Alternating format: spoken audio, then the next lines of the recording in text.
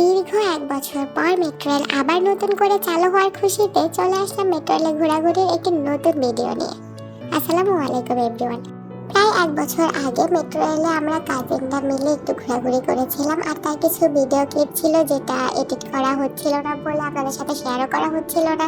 তো আজকে যখন দেখলাম যে এই সরকার গত সরকারের ১ বছরটাকে মাত্র ৩৭ দিনে নিয়ে এসেছে, মানে মাত্র ৩৭ দিনের মধ্যে মেট্রো রেল আলহামদুলিল্লাহ আবার নতুন করে আজকে চালু হলো, যেটা আমাদের আগের সরকার বলেছিল যে ১ বছরেও নাকি সম্ভব না। তো সেই ১ বছরের কাজটা যখন ৩৭ দিনে হয়ে গিয়েছে, তখন আসলে মনের আনন্দে আজকে ভাবলাম যে না, ভিডিও ক্লিপগুলো এডিট করেই ফেলি আর আপনাদের সাথে শেয়ার করে ফেলি। আমরা শুধু মেট্রো রেলে উঠবো বলে আসলে আগের দিনই প্ল্যান করে রেখেছিলাম, তাই পরের দিন সকাল সকাল বের হয়ে গিয়েছিলাম যাতে কোনো ভিড়ে পড়তে না হয়। কিন্তু তারপর আমাদের একটা লম্বা লাইন ধরে দাঁড়িয়ে থেকে তারপরে টিকিট কালেক্ট করতে হয়েছে, আর আমরা সবাই যার যার টিকিটটা শেষেই কালেক্ট করেছিলাম। তো এই তো তোয়া টিকিটটা কাটতেছে। তো আমার কাছে টিকিট কাটার এই সিস্টেমটা খুব ভালো লাগছে, ইলেকট্রনিক এই সিস্টেমটা। তো আমি আমার টিকিটটা কেটে নিচ্ছিলাম, লিখনে টিকিটটা কাটলো। তারপর আমরা একসাথে আমাদের টিকিটটা পাঞ্চ করে মেট্রো রেল স্টেশনের ভেতরে প্রবেশ করলাম।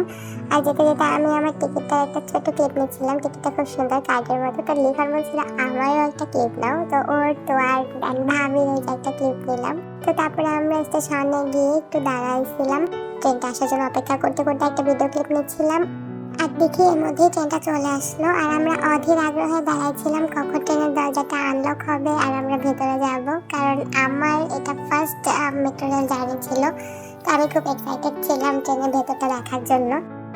এখন দেখি শুধু আমি না, বাকি সবাই অধীর আগ্রহে দাঁড়ায় আছে ট্রেনে প্রবেশ করার জন্য, কারণ এটা খুব লিমিটেড সময়ের জন্য স্টেশনে দাঁড়ায় এবং ওই সময়ের মধ্যে সবাইকে ট্রেনে উঠতে হবে। আর মিস হয়ে গেলে আর কোনো উপায় নেই, কারণ গেট লক হয়ে গেলে সেটা ওপেন করার আর কোনো উপায় থাকে না। তাই সবাই দৌড়ে যার মতো দ্রুত সময়ের মধ্যে ট্রেনের ভিতরে প্রবেশ করতেছিল, যে লিমিটেড সময়টা আছে তার মধ্যেই ট্রেনে আসতে হবে, আদারওয়াইজ কোনো ইয়ে নেই, পরে ট্রেনের জন্য ওয়েট করতে হবে এই ট্রেনটা মিস হয়ে গেলে। তো সবাই এই তো বসে গেছে যার মতো, আর মেট্রো রেলে দাঁড়িয়ে থাকাও কোনো প্রবলেম না, কারণ কোনো ঝাঁকাঝাঁকি নেই, কোনো প্রবলেম নেই, স্থির হয়ে সুন্দর আরামসে দাঁড়িয়েও থাকা যায়।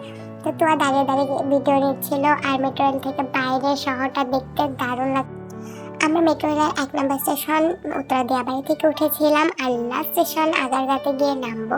এমনিতে উত্তরা থেকে আগারগাঁ যাওয়া মানে একটা লম্বা সময়ের ব্যাপার, বিশাল জ্যাম ঠেলে তারপর উত্তরা থেকে আগারগাঁ যাওয়া যায়, প্রায় তো ২ থেকে ৩ ঘন্টার ব্যাপার। সেটা মাত্র ৩০ মিনিটে হয়ে গেল আমাদের, জাস্ট মেট্রো রেলের সুবাদে আমরা আগারগাঁ স্টেশনে এসে পৌঁছে গেলাম মাত্র ৩০ মিনিটে, যেটা সত্যি স্বপ্নের মতো ছিল।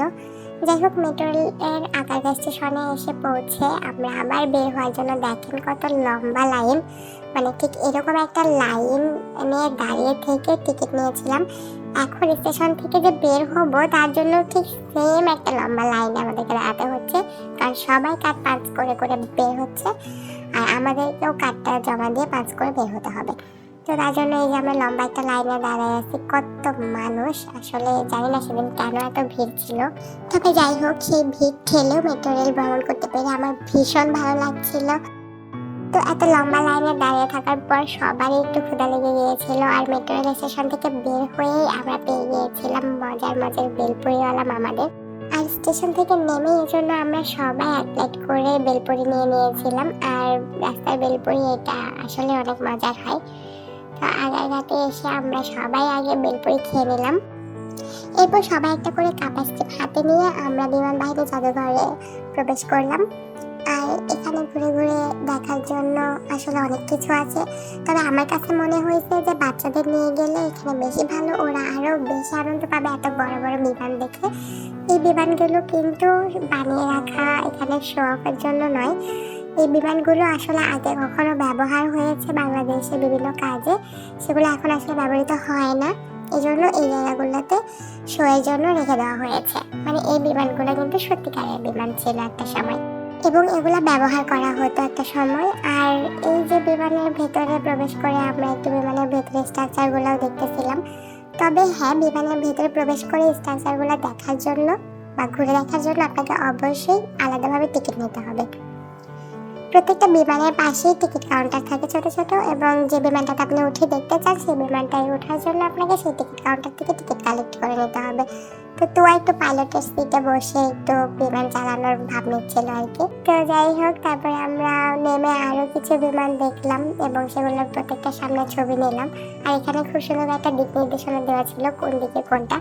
সম্পূর্ণ এরিয়াটা ঘোরাঘুরি করে দেখার পর আমরা এবার বেরিয়ে যাচ্ছি। তো ঘোরাঘুরি শেষে বের হয়ে ভাইয়া একটা ওভারে কল দিয়ে দিল, কারণ মেট্রো রেল দিয়ে যদি এখন আমরা যেতে চাই তাহলে আবার লম্বা একটা টিকিটের জন্য লাইন দিতে হতে পারে। ভাইয়া ওভারে কল দিতে দিতে আমরা মেট্রো রেল স্টেশনের দিকে একটু আগাচ্ছিলাম। তো এই যে আগা মেট্রো রেল স্টেশনটা, তো স্টেশনের সামনে আমাদের হাওয়ার মিঠাই চোখে পড়লো, আর লিখন আমাদেরকে হাওয়ার মিঠাই কিনে দিল। তো আমরা তিনজন হাওয়ার মিঠাই নিয়ে ওভারের গাড়ির জন্য ওয়েট করতেছিলাম।